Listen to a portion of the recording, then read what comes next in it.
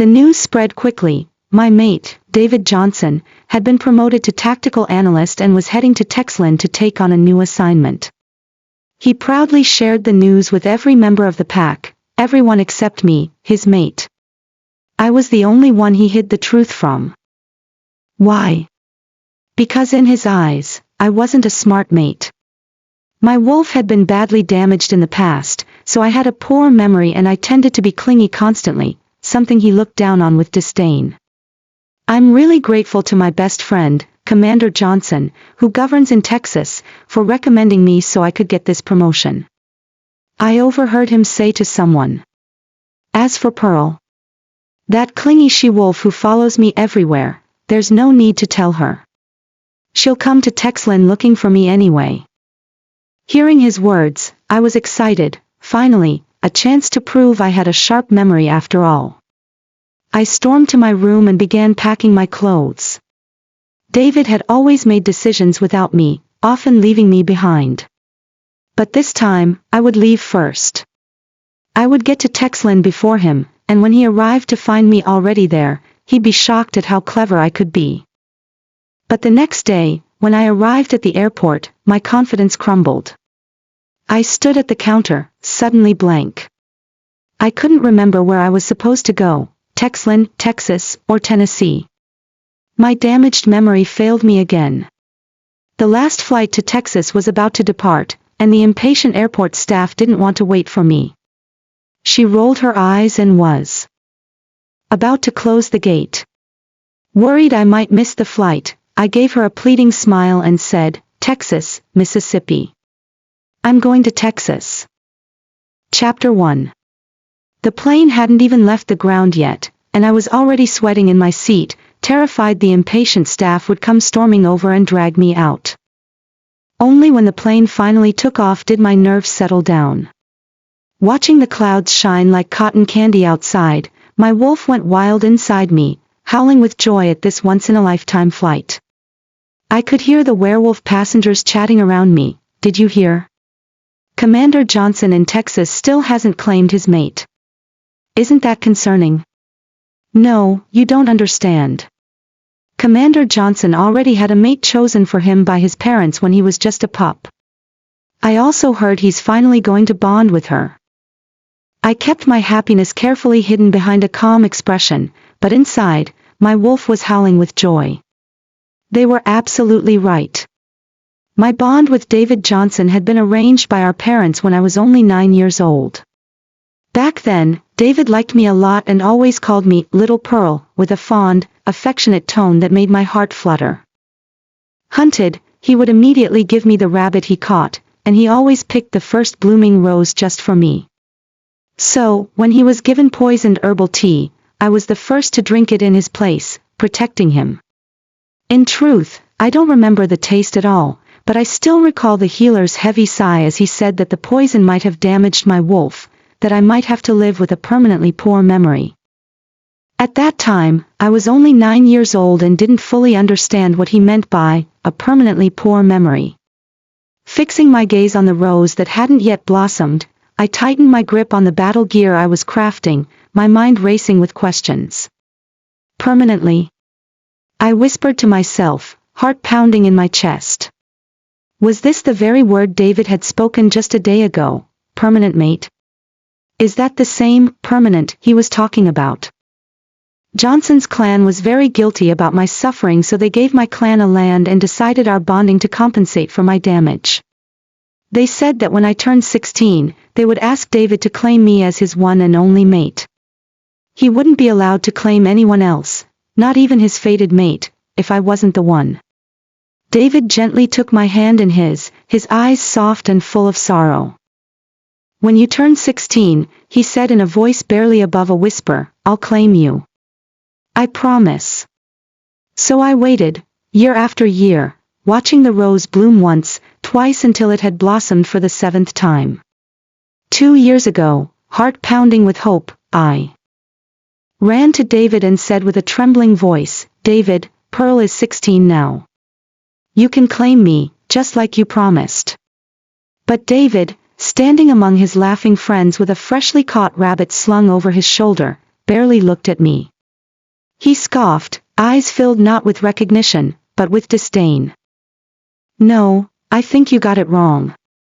You need to wait 16 years for me, little pup. When they returned to our den from hunting, David didn't even spare me a single glance. His words, though casual on the surface, were laced with regret. Cain, I really envy you, he said with a sigh. You have such an elegant and strong mate. The two of you are a perfect match, in every aspect. I sat down on a nearby rock, utterly confused by his words. My mind spun, trying to make sense of what he'd just said. I wanted to tell him, David, it's not me who remembered it wrong. It was you. But I didn't say it. Because deep down, I knew you were always busy, so many responsibilities, so many friends. And me? I had no friends. I had nothing, really nothing but the quiet hours I spent fixing battle gear, waiting, hoping. So it was fine. I had time, so much time, and I was willing to spend all of it waiting for you to finally bond with me. You always said my memory was bad, a burden too troublesome to take along when we moved to a new territory. But this time didn't I do well? I left early, went ahead to the place where you'd be working. No fuss, no dragging me along, no need to worry about me. Didn't that make me clever, for once? Chapter 2. The more I thought about it, the more thrilled I became. By the time I got off the plane, night had already fallen. To my surprise, a large group of werewolves had gathered under the moonlit sky to celebrate a bonding ceremony. They danced wildly around the fire, beat drums with feral rhythm, and howled in unison with the wind. The trees were adorned with glowing moonstones, twinkling like stars in the darkness. Young pups dashed around the bonfire, their paws thudding against the ground, eyes gleaming with excitement. They darted between legs and leapt through smoke, shouting and giggling, pleading for candies with eager little howls. The elder wolves stood by the fire, laughing heartily as they tossed sweets high into the air. The pups squealed with joy, some laughing so hard they tumbled over each other, others blinking through happy tears as they clutched their prizes close. The night was wild with warmth, laughter, and the kind of magic only childhood could bring. While everyone else was basking in the joy of the celebration, I noticed a she-wolf sitting all alone in a dim corner. Her wedding veil hung low over her face, and her head was bowed as silent sobs shook her shoulders. Her tears had soaked the front of her ceremonial dress, and the fabric clung to her like sorrow itself. My heart ached at the sight. I quietly walked over and knelt beside her, speaking in a gentle whisper, "Dear, why are you crying? Being claimed is supposed to be a joyful thing." But she didn't even glance at me. I hesitated, then opened the small pouch I carried and fumbled through its contents until I found the little armor charm I had made during the flight. I held it out to her. "Here, this is for you. Please don't cry. I hope it brings you some strength." But the moment she saw the charm, her sobs grew louder. I don't want to be his mate," she choked, her voice barely above a whisper. My breath caught. "You don't want to." But how could she refuse? How could anyone refuse a claiming?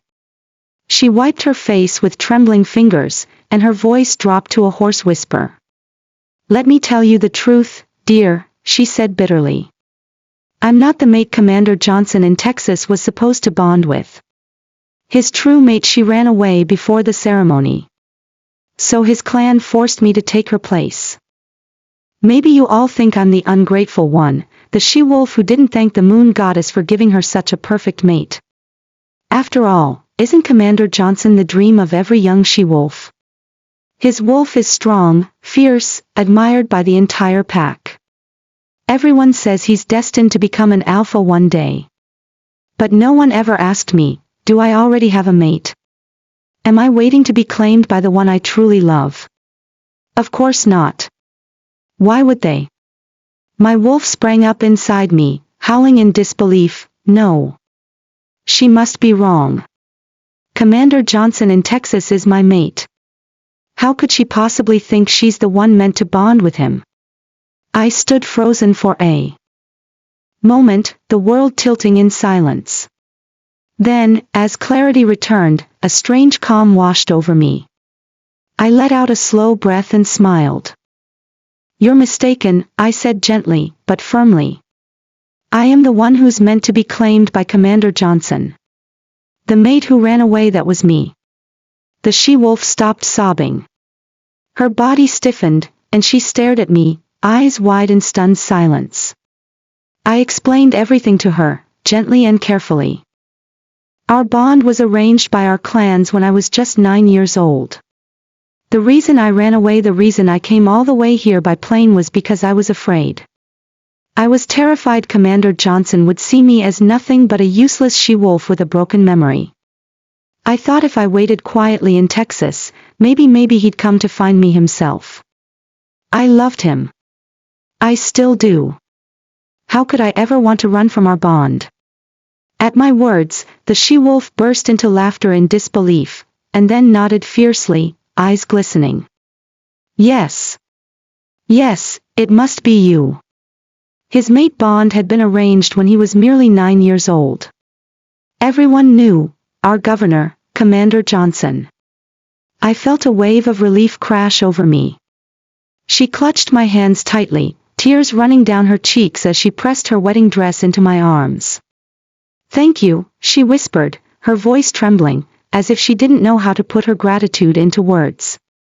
I took the dress with both hands and slowly slipped on the wedding veil. My wolf stirred wildly inside me, trembling with anticipation and emotion. Don't thank me, I murmured with a small smile, trying, and failing, to hide the thrill in my voice. If anyone should apologize, it's me. Because I nearly destroyed your chance to be with the mate you truly love. So don't cry anymore. Go find your mate, and be happy, truly happy. When I see Commander Johnson, I'll explain everything to him myself. I'll make sure he tells his clan the truth. When I sat in the wedding car, I could hear the werewolves honking their horns in unison. Joyful images decorated the car, moons, claws, and symbols of our bond gleaming under the twilight. Their howls and laughter echoed through the vast land of Texas, wild and unrestrained. My wolf was ecstatic, her heart pounding at the sight of so many pack members dancing and celebrating. The whole place was bustling with energy, a whirlwind of drums, cheers, and swirling moonlight. I couldn't help but smile. David had always cared about me and put his heart into building our bond, hadn't he? Why hadn't I seen it all along? After I got out of the wedding car, I walked through the applauding crowd and stopped right at the center of the ceremony. The lights dimmed to darkness, leaving only a few candles flickering gently in the breeze. Through the sheer veil, I could barely make out David's figure. Had he grown taller? We hadn't seen each other for just a few days, yet he seemed more distant, and more solemn. With the crowd cheering all around, he stepped toward me, closer and closer. My hands clutched the edge of my gown, heart pounding with anticipation. But just when he was only a few steps away, a guard burst into the hall, breathless and pale. Commander! Bad news, there's a massive fire just outside the territory. The message was too urgent to ignore. Without even removing his wedding suit, David turned and rushed out, leaving behind the flickering candles, stunned guests, and me, frozen in place. After he left the hall, he suddenly paused at the door, as if remembering something. I'm sorry, my mate. I just realized it's our bonding day today. His voice was softer than usual, tired, almost worn down. Working in Texas must have taken a toll on him. Please get some rest. You don't have to wait up for me. I panicked, afraid he might feel guilty. I called out after him, my voice urgent and trembling. It's okay. Today doesn't matter and neither does tomorrow. There's nothing to worry about. I'll always wait for you to come back. My wolf whispered gently inside me, her voice full of quiet devotion.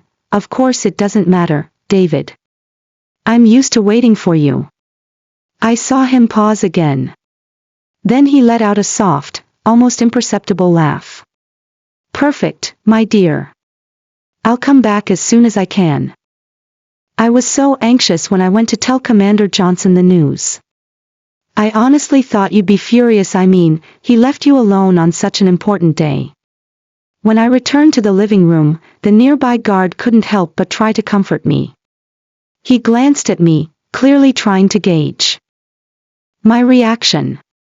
Once he realized I wasn't angry, his tense shoulders eased. "It seems our Commander Johnson has a very understanding mate," he murmured with admiration. I removed the wedding veil and turned to head upstairs. A servant greeted me nervously, bowing slightly as she offered a gentle apology. "Please don't be upset, madam. Our commander is truly overwhelmed with responsibilities." I gave a gentle smile. How could I possibly be angry with him? Truly, I'm not upset at all. Inside, my wolf let out a soft, peaceful sigh, her voice calm and warm with understanding. I waved my hand lightly and added, "If that fire gets out of control, innocent wolves could lose their lives. It's only right he went." "I understand." David didn't come back the entire night. It wasn't until midnight that I heard from the servants. He needed more battle gear, and it was up to me to find them so the guards could deliver them to him in the morning. When I opened his wardrobe, I was surprised to find that after only a few days apart, David's battle gear was already worn out. Many pieces were damaged and hadn't been repaired. I was wide awake by then, probably because my wolf was still thrilled by the joyous celebration and hadn't calmed down yet. So, without hesitation, I lit a candle and began repairing the gear in the dim light. In the past, David often praised my handiwork, said I was quick and precise, and always begged me to make new gear for him. Servants at his disposal, he no longer wore the gear I made. He didn't even let me touch his equipment anymore. But now that I was his mate and could finally help him with his duties, a deep happiness welled up from the bottom of my heart. I carefully mended each piece of the damaged gear, and even tucked a small picture of Pearl inside his helmet, a little blessing to keep him safe. As dawn began to break and the sky lightened faintly, I fell asleep clutching the gear in my arms. It felt like someone sat at the edge of my bed while I slept. My vision was hazy, but I sensed a figure watching me quietly. He didn't wake me. Instead, he gently draped a blanket over me and softly brushed a hand across my forehead. I heard the door close gently behind him and caught his low voice as he gave quiet instructions to the servants outside. "My grandmother will be arriving tomorrow afternoon. You've served her before, so you should be familiar with her habits, and her temper. Please, speak kindly on Madam's behalf. Don't let Grandma make things difficult for her." Chapter 3. Pearl was missing. When the servant Kathy rushed to inform David, her face pale with worry, he didn't even look up. Instead, he cut her off impatiently. "What now? Is she playing one of her little games again? Are the roses blooming and she wants me to come watch, or has she made new battle gear and expects me to try it on?" He waved dismissively. "Please tell her not to bother me these days. I'm extremely busy." David was busy, far busier than usual.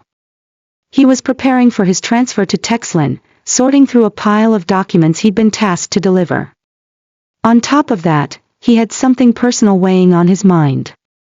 His best friend, Kane Johnson, had just bonded with his mate in Texas. Kane had supported him countless times, recommending him for promotions, standing by him through the toughest missions. David was deeply grateful. Now that Kane had found his mate, David wanted to show his appreciation properly. He planned to prepare an important gift and deliver it to them himself, as a gesture of loyalty and brotherhood. After David finished his work, night had already fallen. As dinner came to an end, the servants moved silently to clear the table, yet Pearl's seat remained untouched and empty. David's voice snapped across the dining hall. No need to save her dinner. That little wolf knows where the food is, she'll show up the moment she gets hungry. No one dared to tell him that Pearl was missing. Kathy had already been scolded harshly, and the rest were too afraid to risk his wrath. David couldn't sleep that night. Long past midnight, with the wind whispering softly through the windows, he finally stepped outside to clear his head. The air was thick with the scent of roses, fully bloomed and swaying in the breeze. And then, memories hit him, sharp and unexpected. He remembered being just a young pup, his tiny hand bleeding, pricked by the thorns as he reached out to pick a rose. For Pearl. Blood had dripped onto the grass. Pearl had stood nearby, her face pale, tears brimming in her wide eyes. That sight, her tears, had shattered something inside him. It wasn't the wound that made him flinch, nor the blood that trickled down his hand, but her tears. Soft. Silent. Shattering.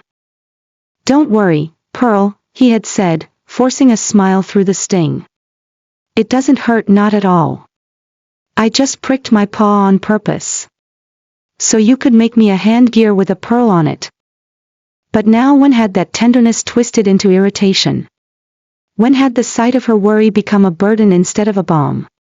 It was later that his herbal tea was poisoned by his aunt, and Pearl drank it in his place. Her wolf was severely injured by the toxins, and David was devastated. Guilt consumed him. In those early days, he rarely left her side, hunting rabbits just to make her smile, chasing butterflies in the meadows like nothing had changed. But as time passed, things did change. David grew older, busier. He had to attend Werewolf Academy, make connections, forge a future. He met other she-wolves, clever, graceful, confident. Pearl was no longer the smartest girl in the room. She wasn't even the prettiest. He'd reached the age where chasing butterflies brought mockery, not delight. But Pearl hadn't changed at all. Still naive. Still untouched by the cruelty of growing up. David's heart felt as if it had been pierced by a sharp sting, and his voice softened at once. She must be starving by now. She'll understand what she did wrong. Kathy, bring her something to eat and take it to her room. But to his surprise, Kathy fell to her knees, tears streaming down her face. I'm so sorry, my lord. Pearl went missing yesterday. The other servants followed, kneeling in confusion, casting uncertain glances at one another. Did David always look down on his quiet, seemingly forgetful mate? Then why did he suddenly panic the moment he heard she was missing? One servant, who thought himself clever and claimed to know David well, sneered quietly and offered his own explanation. My lord, we've done everything we could, but Pearl is still missing. Still, she wasn't the only good she-wolf in her family. Surely they won't blame you for losing her. After all, you've been promoted and become stronger. They might even want to find you a smarter, more fitting mate. Before he could finish his sentence, David kicked him hard, sending him sprawling to the floor. It was the first time the servants had ever seen David so furious, his face stormy, his eyes burning with rage. Silence fell like a heavy curtain. Finally, one servant, voice trembling, dared to ask him a question. Could it be that she was tricked into going somewhere like Wolf's Gambit or Lunar Howl? That would be far too dangerous. David understood exactly what the servant was afraid of. Lunar Howl. It had happened before. 2 years ago, on a full moon night, he was waiting for Kane Johnson to join him for a night run.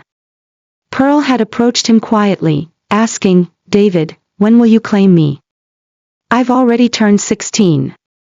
He'd laughed, ruffled her hair, and said with a teasing smirk, you remembered it wrong, you forgetful little wolf. It's 16 years you have to wait, not the age 16. Now, thinking back, he realized how cruel those words must have sounded.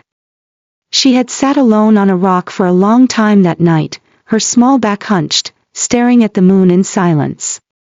And then a witch had appeared at the gates. Pearl, so trusting and heartbroken, had followed her into the woods. It was Cain who sensed something was wrong and tracked them down. When they found her, the witch had already led her deep into the forest. David tried to bring her back, but she resisted, clinging to the witch's cloak with trembling hands.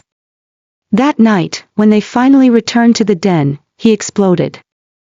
"Are you out of your mind? You just follow a strange wolf into the forest like that? How naive can you be?" Pearl's eyes were red, tears spilling silently as she tried to explain herself. "It's not what you think," she said. "She had a herb. A herb that could make me smarter." She kept wiping her cheeks, again and again, but the tears wouldn't stop. "I just wanted to be the kind of wolf who remembers everything, not the one who always forgets." While Pearl was missing, David dreamed of her constantly. In one dream, he asked her for a crescent bone necklace, their sacred token of matehood, and promised that he would become her forever mate. In another, he saw her sorrowful figure sitting alone on the rock, her face soaked in tears, fragile and distant. He even dreamed of a memory from when she was 12. That day, his hands had been pierced and bloodied by the thorns of the rose bushes he'd braved for her. In the dream, the younger Pearl had looked up at him with wide, hopeful eyes and asked, "So does David claim Pearl as his mate? What will your pups be named? Will they look like you or me?" David jolted awake, breath unsteady. The full moon was rising. The breeze gently stirred the blooming roses, filling the air with a soft rustle that calmed the soul. Suddenly, the silence was broken. The servant rushed to him, waving his arms in excitement. "My lord! There's good news." David furrowed his brows, but when he turned toward the voice, a smile curved on his lips. He had spotted a familiar figure trailing behind the servant. "Pearl, where have you been?" Chapter 4. However, when the servant came closer, David realized there was no one behind him. He rubbed his eyes, trying to confirm whether he'd made a mistake. Then he smiled bitterly, telling himself he must be too exhausted these days, and missing her too much. Still, seeing the servant standing nearby, David thought he must have come to bring news of Pearl. His wolf stirred excitedly, a low, eager howl echoing in his mind. But David steadied himself, suppressing the surge of emotion and feigning calm. "Tell her not to worry about punishment. Have someone prepare dinner for her, quickly," he ordered, his voice carefully measured. "And it's been cold lately. Make sure the fire in her room is kept burning. I don't want her catching a fever." After a pause, a rare, tender smile curved his lips. "And tell her I'll take her to choose the ceremonial dress tomorrow. We'll finally decide the date. I'm going to claim her as my mate." As the words left his mouth, a strange stillness settled over him, like a calm wind sweeping away the haze clouding his mind. For the first time in days, everything felt clear. Yes, he should have claimed her sooner. Yes, he had always planned to make her his mate. "No, my lord," the servant stammered, looking awkward. "It's not about Pearl." David's smile faded slightly. "The ceremonial gifts you prepared for Commander Johnson, who's stationed in Texas, are ready. The Moon-Silver craftsman finished them and asked you to inspect them." The wooden box, engraved with a silver crescent moon, creaked open. Inside lay a moon-silver dagger, its blade gleaming with divine clarity, a symbol of strength, forged in honor of the moon goddess. Beside it rested a blood moon pendant, dark red and glimmering faintly in the light. It stood for loyalty and bond, eternal, unbroken. Chapter 5. As long as the fire keeps burning, David cannot come back. The battle gear Madam repaired yesterday has already been delivered to our lord. He looked at it carefully, but said it was too precious to wear. Sherry said as she cleaned the floor. She added playfully, some of the other leaders in the pack even joked, saying, "Our lord has chosen well. He's got a mate who takes such good care of him that now we all want one too." Her words made my heart flutter with joy, so I reminded her to prepare more deer fur so I could make another set of gear for David. As we were talking, Peter arrived with a message. Our Lord asked me to tell you he's truly sorry for not being by your side since the bonding day. He wants to know what you need: clothing, jewelry. I thought for a moment and pointed toward the yard. I don't need those things, I said softly. There are already more than enough dresses and necklaces made for me. Then I glanced at the empty space outside. I think it'd be nice if we could plant some roses there. But what I really longed for was something else. I hesitated, remembering how David had once taken away the swing because he thought I played too much on it. Gathering my courage, I asked carefully, if it's all right, I'd like a swing. I'll just sit on it quietly. I won't disturb anyone. Then I quickly added, shrinking a little, of course, if it's not convenient, it's okay, I'm just asking. Unexpectedly, David had been treating me with such care ever since our bonding day, completely different from how he used to be. A few hours later, several werewolf craftsmen arrived. They brought rattan, wooden planks, and ropes, then planted some saplings in the yard to install a new swing just for me. I was sitting by the window, repairing a set of gear, when a sudden outburst shattered the peace. So, you think you're some noble lady now, just because you bonded with your mate yesterday? You've just moved into the den for a single day and already asking for deer fur. What's next? Tiger pelts? Bear hides? Didn't you look down on our bloodline before? Refused my grandson because we weren't prestigious enough. And now that he might become the next alpha, you come crawling back, begging to be claimed. I paused, my hands frozen mid-stitch. Slowly, I lifted my gaze to the window, ready to face the voice. Sherry held onto the arm of an elderly she-wolf, forcing a smile in an attempt to calm her. My old lady, please don't misunderstand. Madam isn't that kind of she-wolf. The deer fur she requested is actually for silence. The old she-wolf cut her off sharply. Sherry immediately lowered her head, not daring to speak another word. I stared at the newcomer.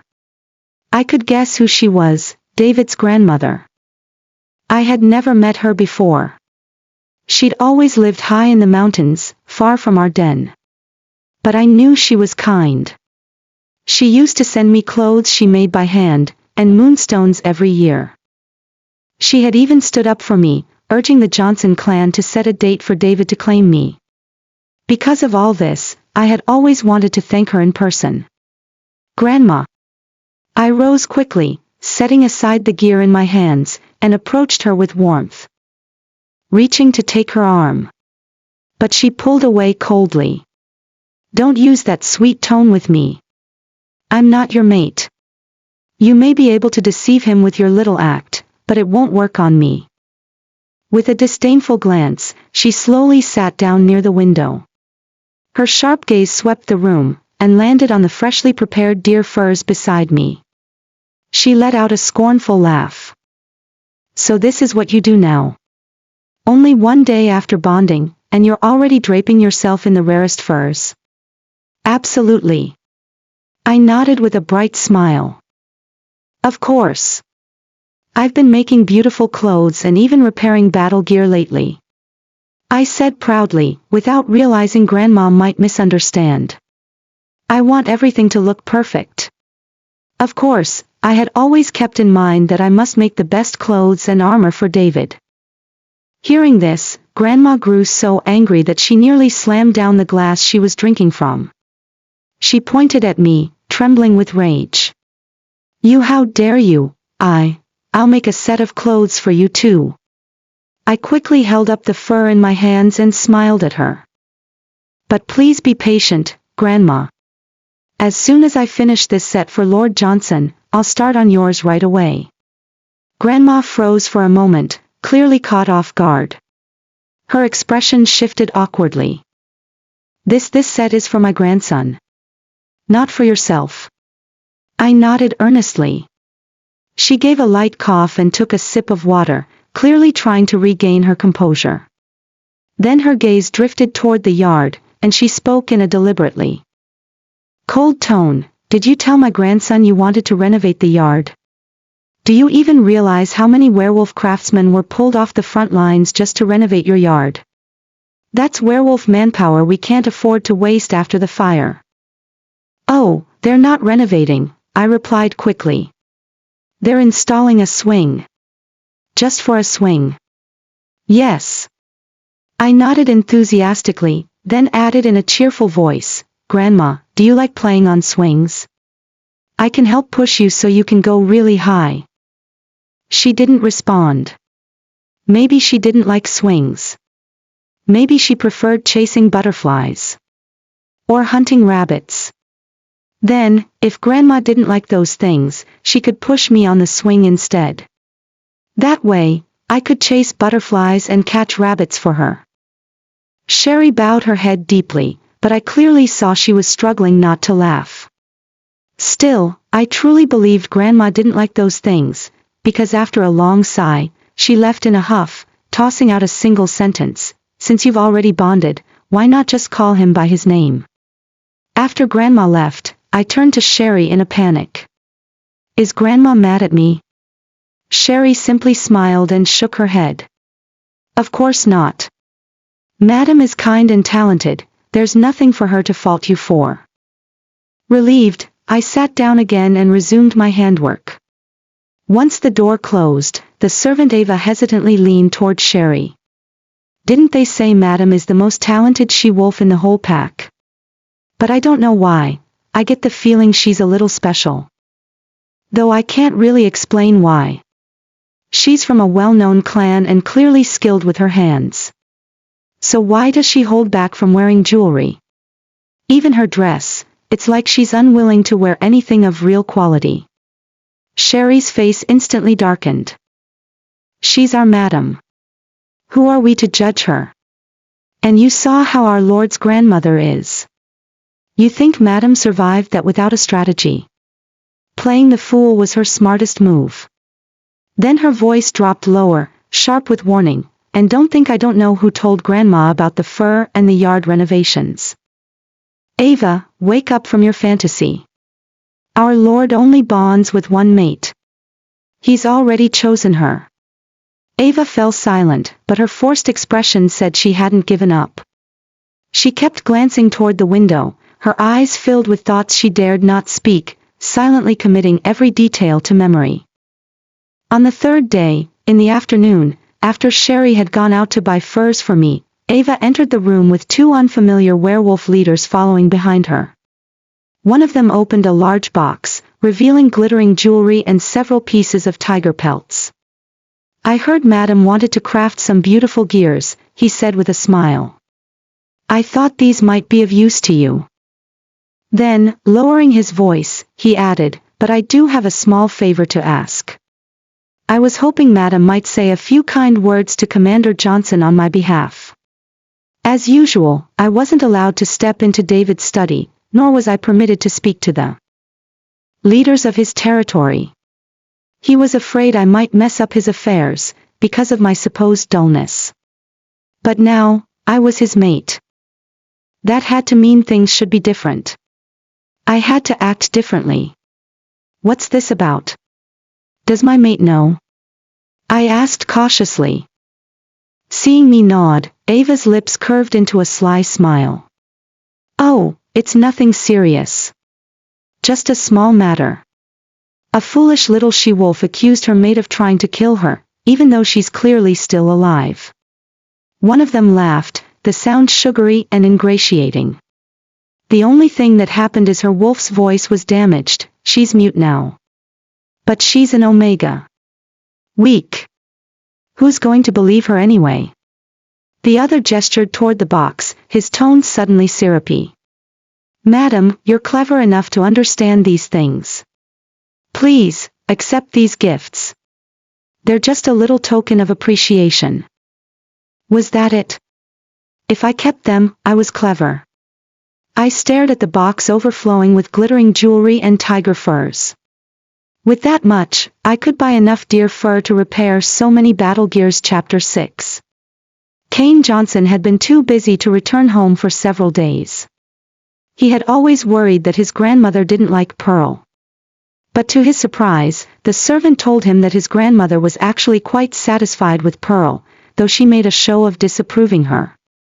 On the very first day she met Pearl, she mind-linked Cain and scolded him furiously, "You must sever the bond with her. I've never liked anyone from that shallow, status-chasing clan." On the fourth day, her message changed, "Your mate visits me every day. So clingy. Always talking to me." On the fifth day, the tone softened even more. "She's quite skilled with her hands." On the sixth day, she refused Cain's mind link altogether.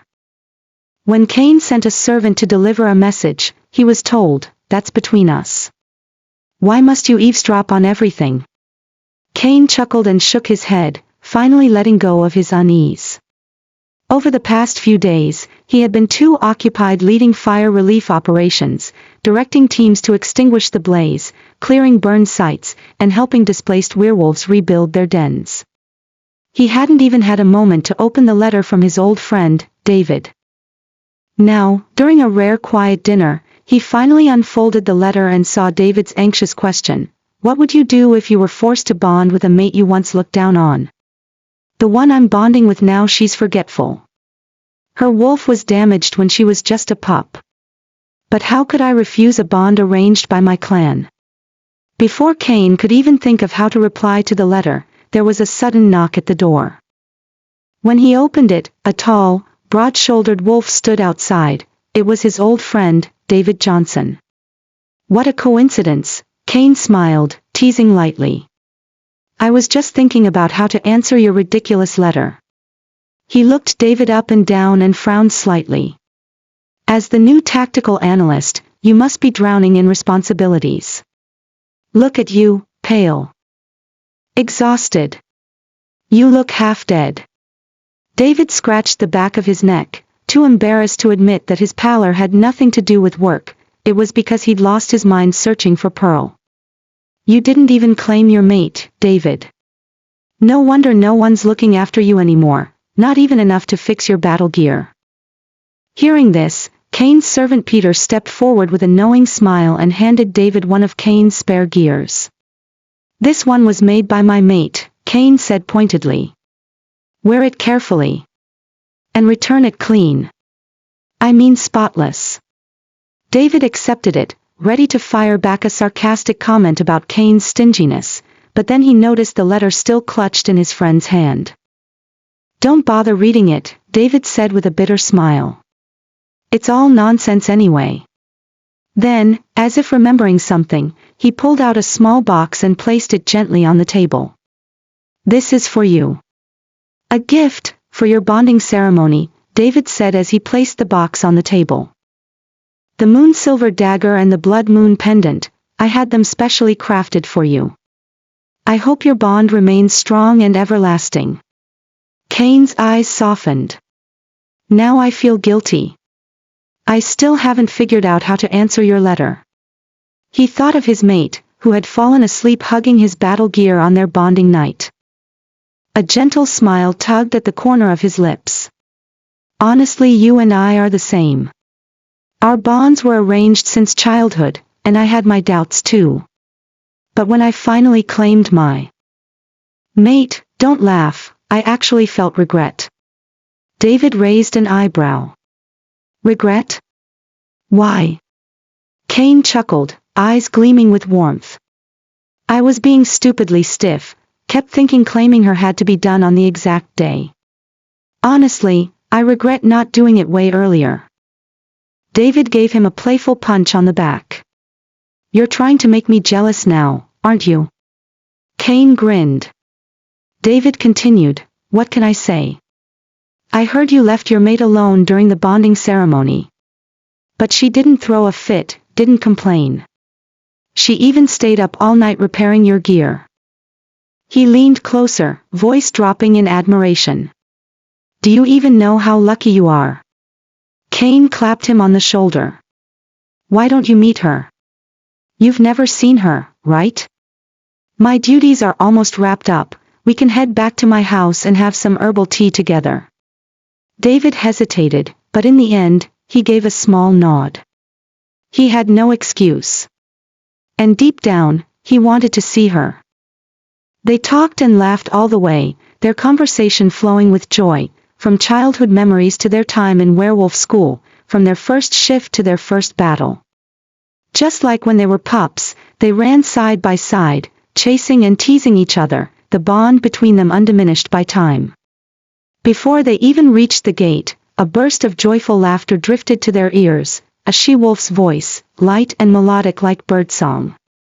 Cain smiled. That must be my mate. Don't mind her, she's as innocent as a pup, he said, though his expression held no mockery.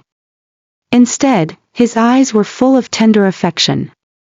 Across the long hall, they spotted a figure in the distance, draped in a soft yellow dress, sitting atop the swing. From behind, she looked like a blossom in full bloom, fresh and radiant, a presence so striking it made their eyes light up. That laughter, and the glimpse of the figure from behind, made David think of Pearl. She used to love playing and teasing the servants in the yard, riding the swing or chasing butterflies under the sun. But whenever visitors came and asked about her, he felt a flush of shame. Ashamed, he ordered the servants to remove the swing. And any servant who dared to play with Pearl was punished, banned from dinner that night. After that, silence fell over his den. No one laughed, no one teased. No one even dared speak to Pearl anymore. Just as he had wanted, quiet, order, control. And yet, with no one left to keep her company, Pearl rarely smiled.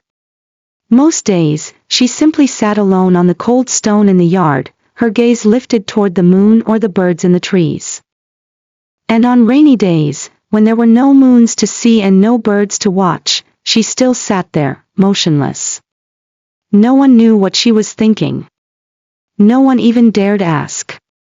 Now, as that familiar laughter echoed through the air, it pierced David's heart like 1,000 needles. The pain was so sharp, it stole the breath from his lungs. But it didn't matter. He calmed his wolf with silent resolve. He would build a better swing for Pearl. He would find kind and gentle servants, ones who would play with her, laugh with her, bring her joy. And when he found her he would love her the way Cain loved his mate. He swore it. This time, he would never limit her again. Just then, Sherry came out, looking slightly uneasy.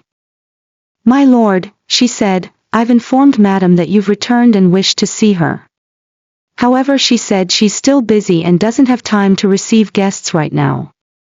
Cain raised an eyebrow. "What's she busy with?" "Madam is drawing," Sherry replied. "She said she's working on a portrait of you." Cain chuckled softly. "How sweet. Tell her I know it must be taking a lot of time and effort. And remind her, make me look handsome." He nodded with exaggerated seriousness. Watching this scene unfold, David let out a quiet sigh. A wave of bitterness rose in his chest, tightening around his heart. "I really admire you and your mate. Your bond seems so strong and enduring." At those words, Cain's thoughts drifted to David's mate. He had seen her once, 2 years ago, during a hunting trip with David. In the quiet of the evening, he noticed a frail, solitary figure sitting on a stone in the yard. She wore a faded green dress and stared up at the moon. Petals from the blooming trees had fallen on her shoulders, but she didn't even brush them off. The wind that night was chilly, and Cain had worried she might catch a cold from sitting outside so long. But he didn't approach her. He didn't know who she was. And something about her bowed head and stillness made him hesitate, as if she was hiding a sorrow too heavy to disturb. Servants passed by her one after another, not sparing her a glance. No one seemed to care. Later, Cain brought her up to David in passing, pretending to ask casually. David's reply had been awkward and uneasy. "Oh, she's just my forgetful mate. She's always causing trouble." But Cain hadn't found her laughable. On the contrary, he'd felt nothing but pity, and a trace of guilt for not doing more. It was Cain who had first glimpsed her figure from behind when he stepped out of David's den. He saw the silhouette of a she-wolf in a green dress, following a witch toward the forest, her steps mechanical. Normally, Cain didn't recognize female wolves by their clothing or jewelry. But for some reason, the moment he saw her, he could pick her out from the crowd instantly, without even seeing her face. He later mentioned it to David, but quickly changed the subject, afraid to make his friend uncomfortable. So, to say he had only seen her once wasn't entirely true. He had seen her twice, both times only from behind, yet both images etched deeply in his mind. When he thought of her now, sorrow bloomed in his chest. She deserved better, and Cain wished someone would speak for her, gently but firmly. "If you envy my mate so much, why not claim yours already?" he asked softly. David was about to leave, but paused. He turned back with a bitter, hoarse voice. "I wanted to. I really did. But too many unexpected things have happened. Cain, I regret not listening to you. I should have claimed her when I had the chance." Just then, a sweet voice echoed across the courtyard, "My love." The sound made Cain's heart skip. One could tell from that joyful call how deeply the she-wolf was loved and spoiled by her mate. A moment later, a figure in a lovely dress climbed off the swing and ran straight into Cain's arms, her laughter like birdsong. She carried a portrait in her hands and twirled playfully. "Do I look beautiful in this dress?" she asked. Cain wiped the sweat from her forehead, smiling tenderly. "Gorgeous," he murmured. When the she-wolf finally turned her head to glance around, David froze. It was Pearl. His Pearl. He stared, too stunned to speak. Thunder rumbled overhead, the rain was coming. He shook his head, trying to dispel the fog of confusion. Maybe he was too exhausted. Maybe he had mistaken someone else for her. There was no way. No possible way Cain had bonded with Pearl. But when Sherry had told me, "My lord has finally completed the task of extinguishing the fire. He'll be able to spend more time with you now," I was so thrilled I jumped off the swing the moment I saw him return. David embraced me tightly, gently stroking my head. I smiled up at him, about to ask if my dress suited me. But then, my eyes widened, and my lips trembled. My mate." I whispered. "Who are you?" Chapter 7. "It turns out to be this," Cain said with a soft smile. I was confused at first. The mate I was supposed to bond with wasn't named Pearl, but I assumed it was just a nickname, so I didn't think much of it. The gentler his tone, the more guilt weighed on my heart. I had heard from David that Cain was his closest friend and a respected commander within the pack, a truly kind soul. But now, because of me, he had lost the mate he was meant to bond with. David had been right. I never did anything right. Whoever stayed with me always got dragged into trouble. Seeing the dinner on the table, I couldn't eat more than a bite. Tears fell silently. "Commander Johnson, please don't blame David. It's all because of me." "You didn't do anything wrong," Cain said gently. "You were simply too kind, and sympathized with a lonely she-wolf."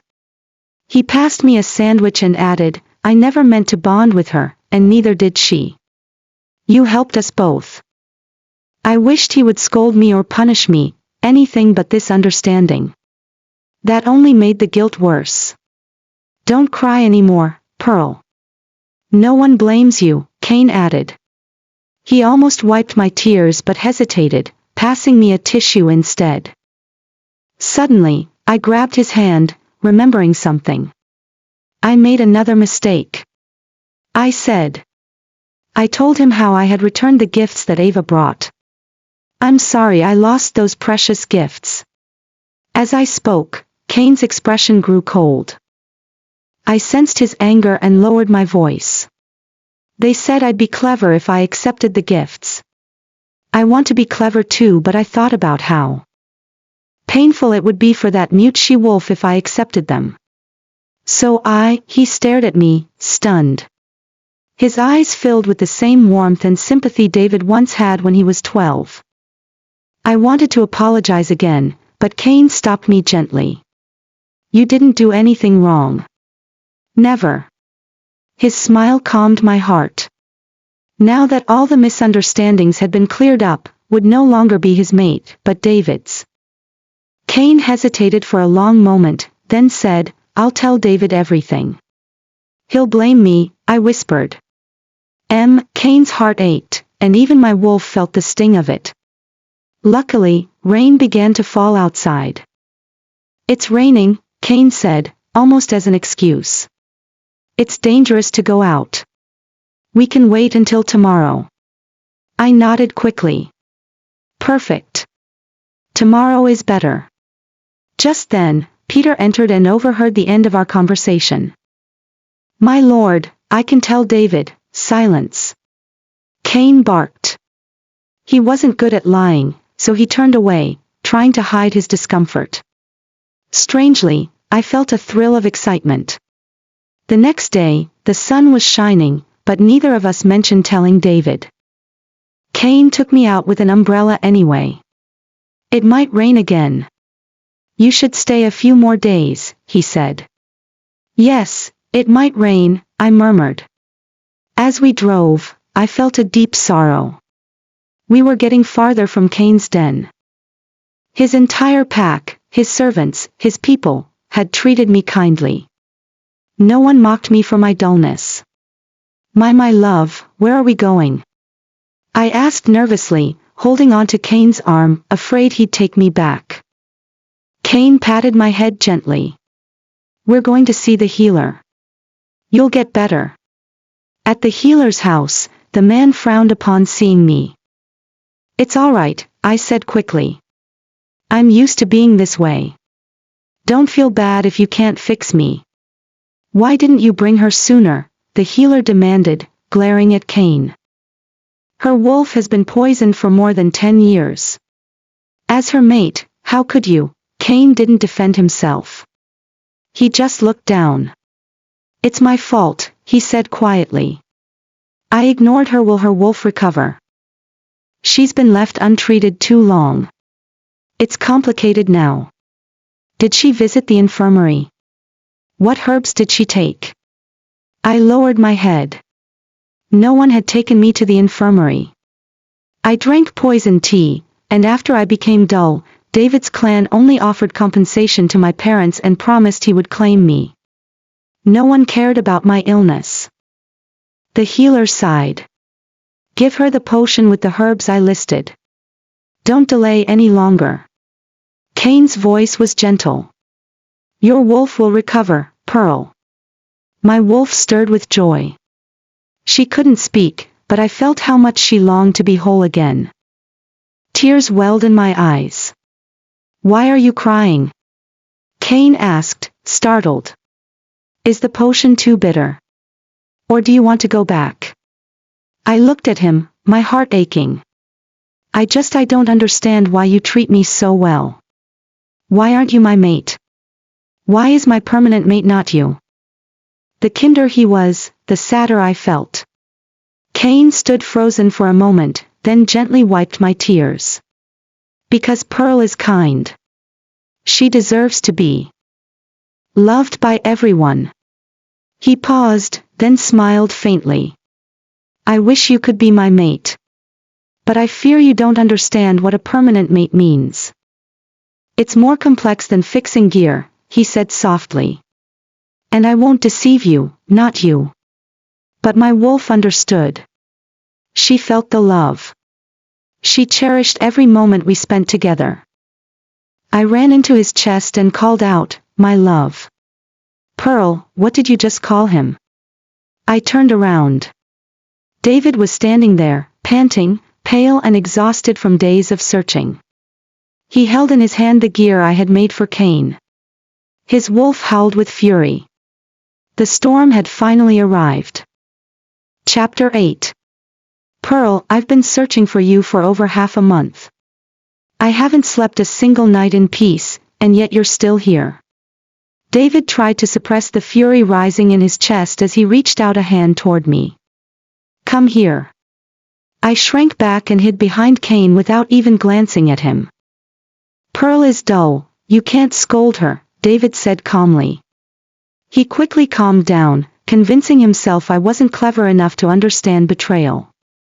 He turned his eyes to Cain and demanded, then tell me, why is my mate staying in your den? Before Cain could answer, I stepped forward and cut in.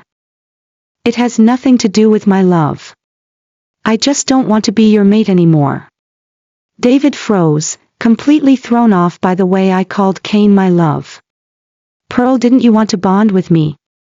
How could you prefer him in just a few days? I looked straight into his eyes.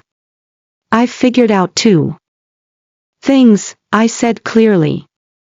First, playing on a swing won't be punished. Second, my illness can be treated. David's face stiffened. You say you cared about me, I continued, tears gathering in my eyes, but you still called me dull right to my face. I hadn't wanted to cry, but the tears came anyway, hot, fast, and unstoppable. You thought I couldn't understand your words or feel pain, but I heard every single thing you said. I understood it all. I just had nowhere to go, so I had no choice but to keep forgiving you. David stared at me, stunned. After a long pause, he stammered out an apology. It was wrong of me to say that. But Pearl, you shouldn't have run off to another man's den. He didn't know how frightened I was, how I boarded the wrong plane and went to Texas just to wait for him, hiding the truth about my condition from everyone out of shame. He didn't know I got into the wrong car just because a crying she-wolf reminded me of myself. I sat there sobbing alone on that rock and no one came. No one ever came. David's voice cracked. I regret it all. I really do. But try to understand how I felt, Pearl. Could you have waited for me, if I had been poisoned? Of course I would have. I said without hesitation. I'd have taken you to the infirmary. I'd have searched for every herb in the world to heal you. He watched as my tears continued to fall. His eyes reddened. He clutched my hand tightly, begging in his voice. I'll build you a new swing. I won't ever think. You're noisy again. I'll claim you right away. I'll take you to the infirmary, I'll find the best healer for you. But I wiped my tears away and shook my head firmly. Please leave, David. I don't need you anymore. Chapter 9. Cain immediately pulled me behind him protectively when he saw that I had made up my mind to leave David. David, he said calmly but firmly, I will bond with Pearl, since you never claimed her when you had the chance. And now that she's rejected you, I hope you won't disturb her anymore. Time flew by, and in those years, I made many friends and took part in countless activities. The healers told me that if I kept drinking the potion and taking the herbs, my wolf would fully recover. On the 3rd year after I came to Cain's den, he finally chose a date to officially claim me as his mate. The night before the bonding ceremony, Cain received a gift from David. Inside the box was a letter. In it, David said he still felt guilty about how he had treated me, and that he regretted everything. But when I thought back to those memories, there was nothing left in me that could be hurt by them. Cain told me that after I left, David's clan had introduced many she-wolves to him, but he rejected them all. Whenever this topic came up, Cain grew tense and alert. Why hasn't he claimed a mate yet? He muttered. What is he thinking? He better not be thinking of you. At the bottom of the box lay a single rose. Cain tried to act indifferent, but I noticed he kept glancing at it from the corner of his eye. Eventually, he frowned, and with a trace of jealousy in his voice, said, If Pearl likes roses, then I'll plant every kind in the world right here in our yard. We'll watch them bloom together, and I'll pick the prettiest ones to decorate your room. You'll fall asleep surrounded by their scent. The next day was our bonding ceremony. The crowd was huge, and everything was perfect. The moonstones, the dresses, even the roses, all the things I loved, tailored just for me. Grandma held my hand and smiled warmly. The bond between you two is blessed by the moon goddess, she said softly. So many coincidences, yet without them, you would have never made it. That night, under the flickering candlelight, Cain lifted my chin and looked at me with a teasing glint in his eyes. My mate, look at me carefully this time. Don't mistake your mate again. Then his voice deepened with mock warning. If you call the wrong name tonight, I'll never forgive you.